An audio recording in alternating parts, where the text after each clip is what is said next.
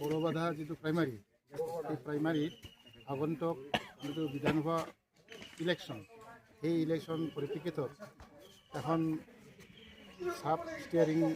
Election steering committee open কৰা হ'ল, উদ্বোধন কৰা হ'ল। আমি আশা ৰাখিছোঁ যে আমাৰ আগন্তুক যিটো বিধানসভা নিৰ্বাচন সেই বিধানসভা নিৰ্বাচনৰ আমাৰ 1 নম্বৰ গোসাইগাঁও যিটো সমষ্টি কেণ্ডিডেট মাননীয় আমাৰ শ্ৰীযুত সবৰাম বসুমতাৰী তেখেতক আমি বিধানসভালৈ নিৰ্বাচিত কৰাৰ কাৰণে আমাৰ দলীয় যিটো BPF-ৰ যিটো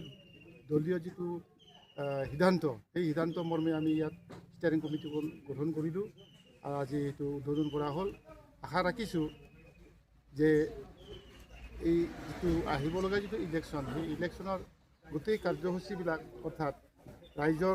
ৰাইজক আকৰ্ষিত কৰাৰ কাৰণে আমি এই ষ্টিয়াৰিং কমিটিৰ জৰিয়তে সেইটো সুকলমে সম্পাদন কৰিব পৰা যাব বুলি আমাৰ দৃঢ় বিশ্বাস।